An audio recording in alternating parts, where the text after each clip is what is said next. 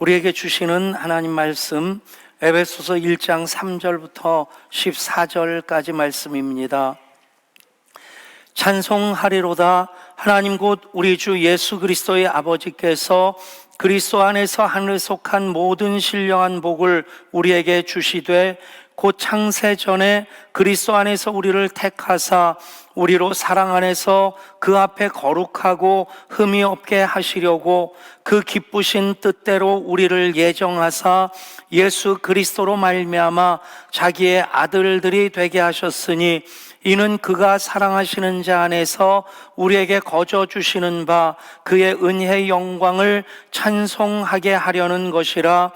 우리는 그리스도 안에서 그의 은혜의 풍성함을 따라 그의 피로 말미암아 속량 곧 죄사함을 받았느니라. 이는 그가 모든 지혜와 총명을 우리에게 넘치게 하사 그 뜻의 비밀을 우리에게 알리신 것이요 그의 기뻐하심을 따라 그리스도 안에서 때가 찬 경륜을 위하여 예정하신 것이니 하늘에 있는 것이나 땅에 있는 것이 다 그리스도 안에서 통일되게 하려 하심이라. 모든 일을 그의 뜻의 결정대로 일하시는 이의 계획을 따라 우리가 예정을 입어 그 안에서 기업이 되었으니 이는 우리가 그리스도 안에서 전부터 바라던 그의 영광의 찬송이 되게 하려 하심이라. 그 안에서 너희도 진리의 말씀 곧 너희의 구원의 복음을 듣고 그 안에서 또한 믿어 약속의 성령으로 인치심을 받았으니 이는 우리 기업의 보증이 되사 그 얻으신 것을 속량하시고 그의 영광을 찬송하게 하려 하심이라. 아멘. 오늘 말씀은 하나님께서 이렇게나 우리를 사랑하신다 하시는 그 말씀입니다. 사도 바울이 에베소서를 기록하면서 에베소에 있는 그리스도 안에 신실한 형제들에게 편지하면서 그리스도로부터 은혜와 평강이 있기를 소원한다. 그런데 문득 파도처럼 밀려오는 그 마음, 하나님 우리를 얼마나 사랑하시는지 그 사랑에 대한 고백을 찬송하리로다 라고 시작해서 그의 영광을 찬송하게 하려 하심이라. 이 말씀까지, 즉 3절부터 14절 이 모든 내용이 헬라어 성경에서 보면 한 문장입니다. 중간에 쉼표도 없고 마침표도 없이 한 문장으로 200단어가 넘는 그 긴 문장이 쭉 이어집니다. 얼마나 감격스러웠으면 이랬을까. 오늘 예배하면서 하나님께 예배하는 우리들이 동일한 감격의 마음으로 예배하고 이 말씀을 받을 수 있기를 원합니다. 하나님 이렇게 이처럼 우리를 사랑하시는데, 여러분 사랑 그러면 어떤 마음이 드십니까? 가슴이 두근두근하고 울렁울렁하고, 혹시 사랑 그러는데 갑자기 화가 치밀어 오르는 분은 안 계시겠죠? 사실 사랑이라고 하는 것, 저는 말씀을 준비해서 문득 이 노래가 생각났어요. 세시봉 멤버인 이장희 씨가 작곡하고 김세환 씨가 부른 노래, 좋은 걸 어떻게, 그녀가 좋은 걸 누가 뭐라 해도 좋은 걸 어떻게, 그러면서, 근데 이제 그 노래가 떠올랐는데, 저는 그냥 모든 것 하나님하고 이렇게 연결시키면 다 복음 선거가 될 수 있겠다. 좋은 걸 어떻게, 그녀가 좋은 걸, 거기에 가사를 좋은 걸 어떻게, 예수님이 좋은 걸, 하나님이 좋은 걸, 그러면 그냥 그대로 우리의 신앙 고백이 될 수 있겠다 싶은데, 그 다음 가사가 그렇죠. 눈 감으면 떠오르고 꿈을 꾸면 나타나고 안 보면 보고 싶고 헤어지기 싫어지네. 아마 이게 사랑일 거야. 여러분, 그런 사랑, 우리가 가족 간에도 그런 사랑으로 새 설날을 지나면 감사하고 또 하나의 선물 받았다 싶은 생각이 드는데, 그런 사랑 없다면 사는 것이 참 팍팍하지 않겠습니까? 또 하나님 사랑도 그런 사랑이어야지 예배 시간이 기다려지고 어떤 은혜를 주실까 기대하는 마음이 생겨지는 거죠. 그런데 사랑이란 그 주제는 뭐 시로부터 연극, 영화, 드라마 빠지는 데 없이 다 등장하는데, 요즘 영화에서 혹은 드라마에서 나오는 사랑은 우리가 그토록 그리는 아름다운 사랑이 아니라 많이 왜곡된 병리 현상으로서의 그런 사랑이 아닌가 싶습니다. 사랑 때문에 증오하고 사랑 때문에 살인하고, 물론 그래야지 재미있게 볼 테니까 그렇게 꼬고 또 꽈가서 드라마를 만들기는 하겠지만, 보다 보면 문득 그런 생각이 들어요.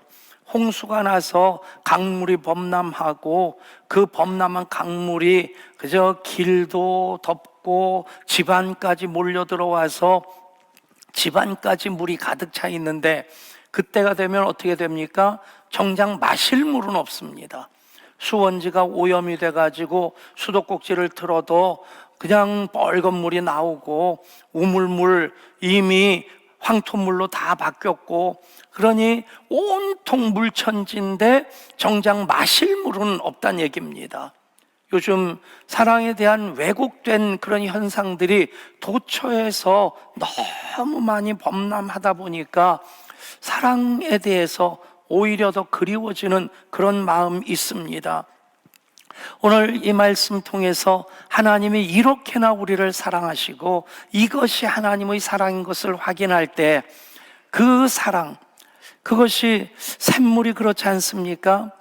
제가 어렸을 때 대전시 교회에 살았는데, 그 신안동이라고 하는 그곳에서 더 이렇게 외곽으로 나가면 덮펄이라는 곳이 있었어요. 거기도 이미 이제 개발이 다 됐을 것 같은데, 거기 작은 동산 하나 넘어가면 거기 샘물이 하나 있었어요. 비 온 다음에 거기 가면 그 나무 사이에 버섯이 있고, 버섯 따오면 어머니가 먹을 것 못 먹을 것 갈려서 그 버섯으로 반찬도 해주시고, 숲속을 헤매다 보면 거기 샘물이 하나 있고 샘물에 목을 죽이고, 보면 모래 속에서 물이 퐁퐁퐁퐁 솟아나는 그 장면이 굉장히 신기하다는 생각이 들어요.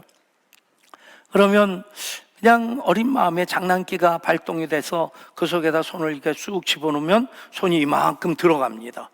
그때 드는 생각은 그 안에 무슨 괴물이 있다가 내 손을 꽉 깨물을까 봐 겁이 나서 쓱 빼고, 그리고는 나무가지 꺾어가지고 이게 얼마나 깊을까 이렇게 꽂아 넣어보면 이게 제 손까지 나뭇가지까지 해서 쭉 들어가도록 끝이 없는 거예요. 이게 계속 몽글몽글 물이 솟아나옵니다. 그러다 보면 갑자기 장난기가 또 동해가지고 그 물을 막대기 가지고 막 흩어놓으면 흙탕물이 돼요. 그런데 금방 그 흙탕물은 솟아나는 샘물로 인해서 다 떠내려가고 맑은 물로 가득 찹니다. 여러분, 세상에 아무리 흙탕물이 범람한다 할지라도 우리 속에서 생수강이 흘러나오면 우리는 그 모든 것들을 오히려 정화시키며 살아갈 수 있게 될 줄 믿습니다. 그런 사랑이 이 시간 오늘 말씀을 통해 예배하는 여러분 모두 가운데 가득 채워지는 시간 될 수 있기를 소원합니다. 하나님, 이렇게나 우리를 사랑하신다. 제가 나름대로 오늘 이 한 문장으로 된 찬송하리로다 그의 영광을 찬송하게 하려 함이라, 굉장히 긴 문장인데, 그런데 이 말씀에서 중요한 세 가지 초점이 있는데, 성부 하나님께서 창세전에 우리를 복주시려고 선택하셨다는 말씀이고, 그 다음은 성부 하나님이 그 십자가로 우리를 속량하셨다는 말씀이고, 또 하나는 성령 하나님이 그 약속의 기업으로 우리로 보증이 되어주시는 인쳐주심, 인감도장, 하나님의 인감도장으로 꽉 찍어주셨다는 그 말씀입니다. 그러니까 성부 하나님, 성자 예수님, 성령 하나님의 사역이기도 한데, 그 사역 자체의 의미가 무엇이냐, 왜 이런 일을 하셨고 이 일을 통해서 하나님께서 이루고자 하시는 뜻이 무엇이냐, 그것이 바로 사랑이라는 겁니다. 우리를 이렇게나 사랑하시고자, 그래서 자주 그 표현을 씁니다만 하나님 삼위일체 하나님이십니다. 우리가 다 이해하기 어려운 하나님의 존재의 신비입니다. 성경은 한 분 하나님이신데 그분이 성부, 성자, 성령으로 각각 다른 위격으로 존재하시는 삼위 하나님. 그러나 한 분 하나님이시다. 일체 하나님이시다. 그러면 이것이 성경이 증거하는 하나님의 그 존재 양식입니다. 신비스러운.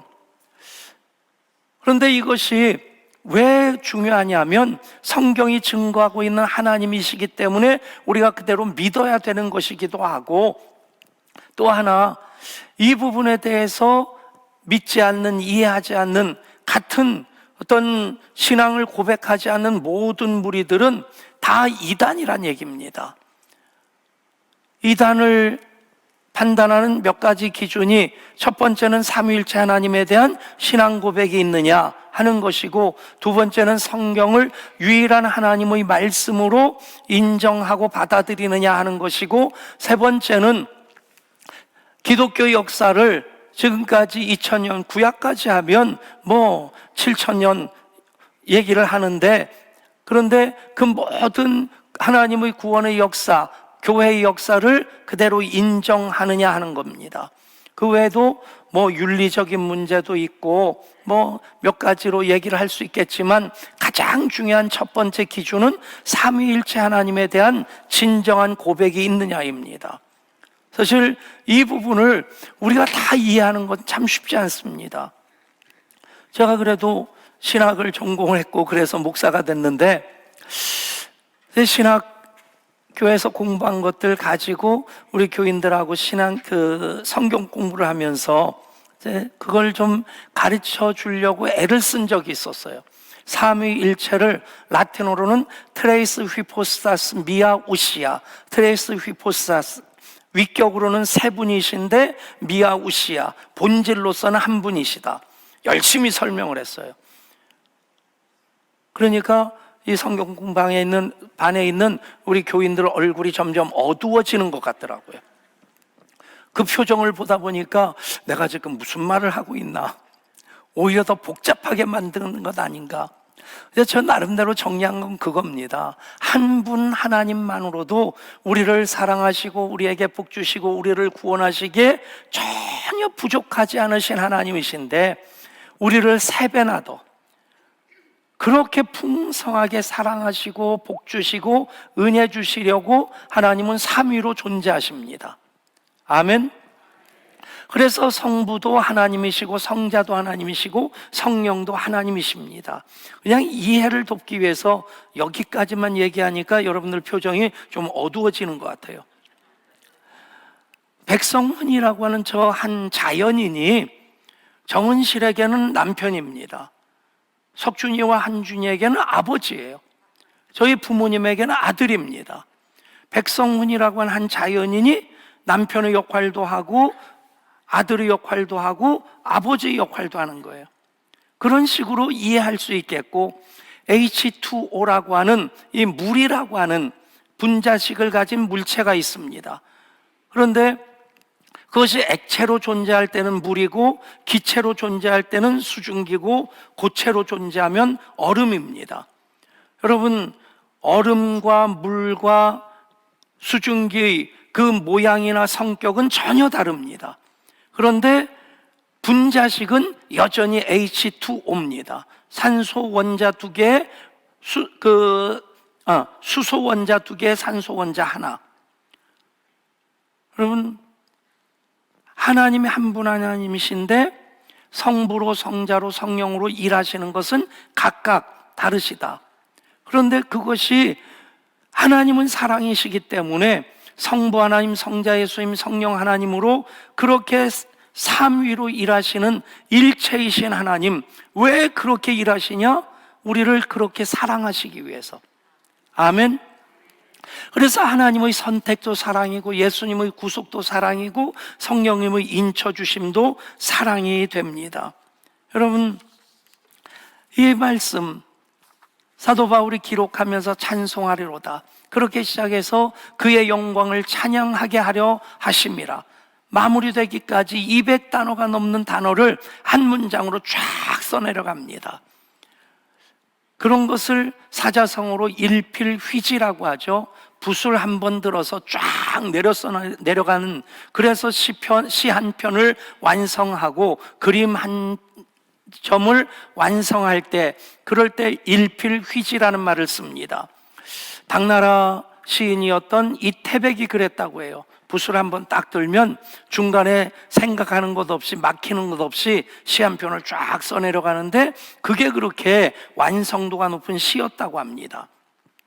또 서양의 대문호라고 하는 윌리엄 셰익스피어가 그런 일필휘지의 글을 썼다고 해요. 그냥 전해져 내려오는 걸로는 물론 뭐 사대 비극이라든가 그런 장편들은 그럴 수 없겠지만, 단편을 쓸 때 출판사에서 원고 청탁을 하고 원고료를 받았는데, 그것 가지고 그냥 필요한 거 사서 먹고 그러고 지나다가 그 출판사에서 원고 받으려고 와서 계십니까? 셰익스피어 선생님 계십니까? 하고 문을 두드리면 하인이 응접실에 가서 잠깐 앉아 계십시오 하는 사이에 서재 들어가서 쫙 써서 단편 하나를 넘겨준다는 거예요. 그냥 전해 내려오는 얘기인데, 저는 정말 사도 바울이 그렇게 감격스러워서 찬송하리로다, 그의 영광을 찬송하게 하려 하심이라 까지 쫙 내렸을 수 있었던 그 감격, 예배할 때마다 우리의 감격이 그런 것일 수 있기를 원합니다. 여러분, 하나님 이렇게나 우리를 사랑하십니다.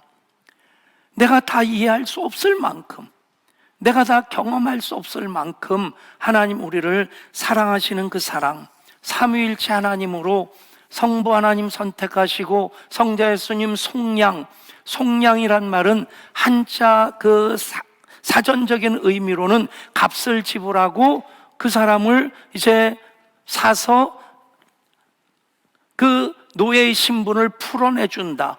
영어로는 랜섬이란 말을 쓰죠. 그런 뜻입니다. 그러니까 예수님 십자가로 우리를 구속하셨다 하는 그 의미를 전체적으로 담고 있는 표현이 속량입니다. 예수님이 우리를 십자가로 속량하신 것도 하나님의 사랑입니다. 성령 하나님께서 약속의 기업에 우리가 보증이 되도록 인쳐주시는 것, 하나님의 인감도장을 꽉 찍어주신 것도 하나님의 사랑입니다. 하나님 이렇게나 우리를 사랑하십니다.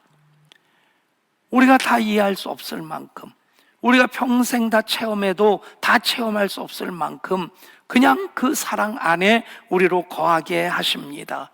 그 사랑을 조금 더 우리가 들여다보고자 합니다.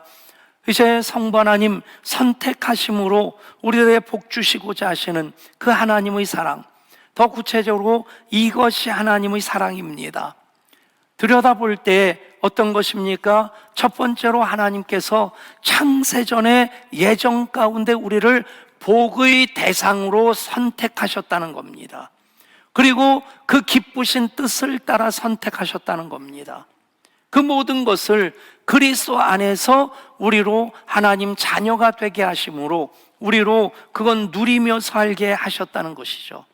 사랑이신 하나님이시기에 모든 것을 창조하실 때 그 가운데 하나님 선하신 의도를 담아 놓으십니다.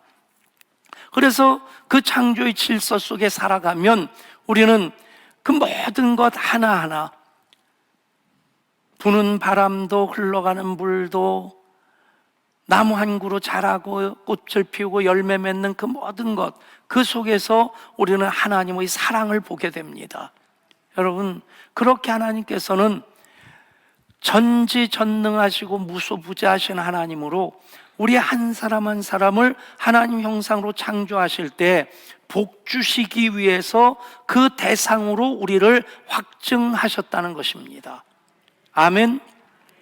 그래서 헬라어 성경으로 사람, 인간을 얘기할 때 안트로포스라는 말을 씁니다. 안트로포스라는 말은 이것이 이제 인간 혹은 인류라고 하는 뜻인데, 원래의 의미는 위를 바라보는 존재입니다.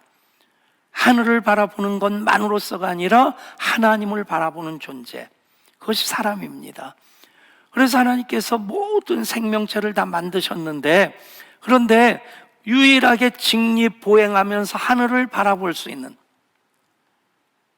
그런 생명체는 사람밖에 없습니다. 그래서 하나님 형상으로 지음받았다는 겁니다. 가끔 닭도 꼬끼요 하고 울 때 하늘을 향해 고개를 들기도 하고, 하지만 가장 사람을 닮았다고 하는 영장류, 원숭이나 침팬치, 고릴라까지도 사실은 완전한 직립보행은 아닙니다. 네 발로 뛰는 게 그들로서도 더 편하고 더 빠릅니다. 여러분, 사람을 이렇게 만드신 것, 하나님 형상대로 만드신 것, 위를 바라보라. 위를 바라볼 때, 하나님 계시구나. 하나님 바라볼 때 우리가 또 깨닫는 건 무엇입니까? 하나님께서 나를 복의 대상으로 확증하셨다는 겁니다. 그것을 위해서 하나님 창세전에 예정 가운데 우리 한 사람 한 사람을 선택하셨습니다.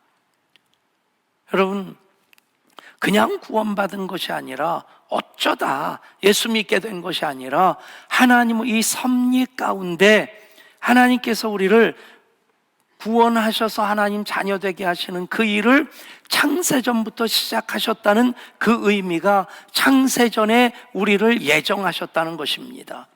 여러분, 그냥 어쩌다 믿게 된 게 아닙니다.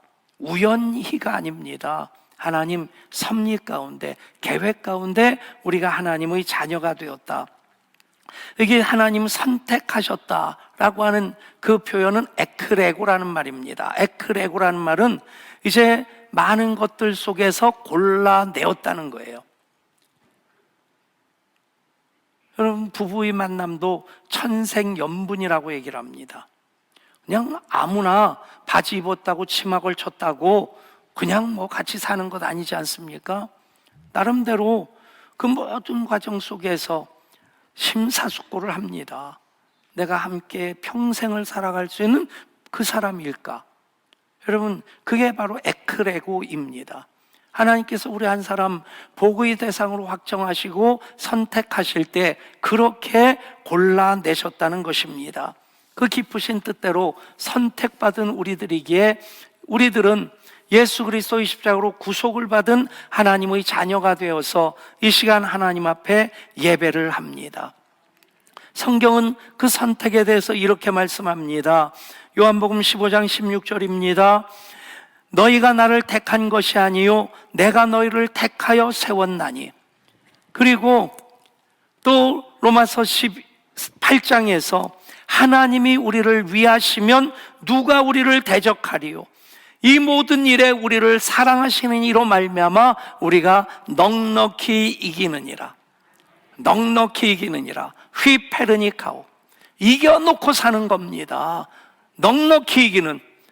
여러분, 이것이 바로 하나님께서 에크레고 골라내셔서 하나님 자녀로 삼으신 겁니다. 그것을 확증하기 위해서 예수님이 이 땅에 오셔서 십자가를 통해 당신의 모든 것을 내어주시고 그 피로 값주고 우리를 사셨을 때 예수님으로 말미암아 우리는 하나님의 자녀가 된 것입니다. 여러분, 값싸게 받은 은혜가 아닙니다. 값싸게 받은 구원이 아닙니다. 하나님의 아들이신 예수님이 하나님과 동등됨을 여기지 아니하시고 하나님의 자리에서 받을 그 모든 영광들을 다 내려놓으시고 사람이 되셔서 죽기까지 순종하셨습니다. 죽기까지 순종하시는 그 과정이 바로 십자가를 통해서 유월절의 어린 양으로 당신의 마지막 물과 피를 쏟아 부으신 것입니다. 우리를 위해서, 우리를 구원하시기 위해서 치르신 값입니다. 여러분, 그것이 예수님의 속량입니다. 그렇게 우리가 하나님의 자녀가 되었습니다. 여러분, 자녀들 얼마나 당당합니까? 그 자녀의 권세 아닙니까? 자식 이기는 부모 없다고.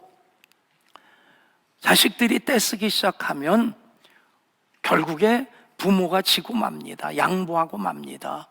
물론 천국 지옥 가는 문제는 양보할 수 없겠지만 여러분, 자녀들 맡겨놓은 것도 없어요.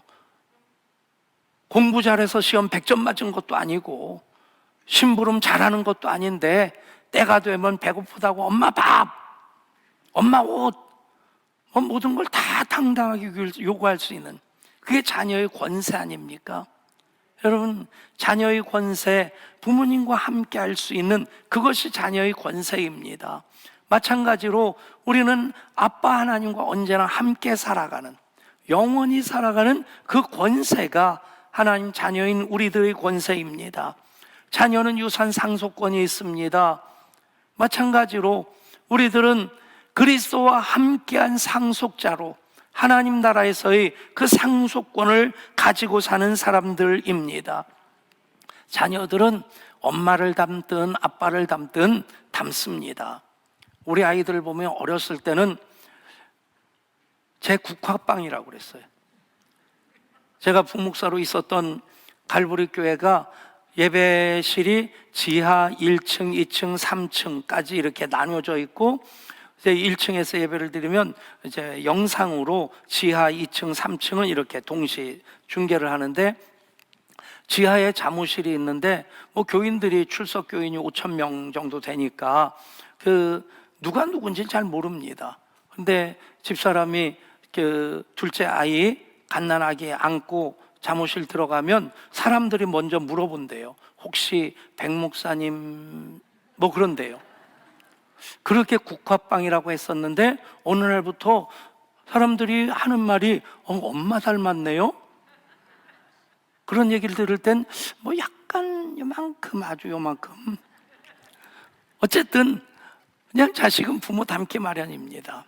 여러분, 우리는 하나님 자녀에게 하나님 닮은 사람들입니다.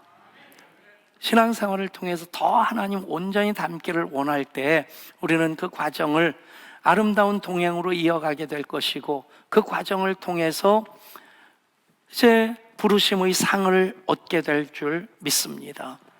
그렇습니다. 이것이 바로 하나님의 사랑입니다. 복 주시려고 우리를 기쁘신 뜻대로 선택하셨고, 그리스도 예수로 우리를 하나님 자녀 되게 하셨습니다. 그것이 성부 하나님 우리를 선택하신 이유입니다. 성자 예수님 우리를 속량하신 이유입니다. 성령 하나님 인쳐주시는 이유입니다.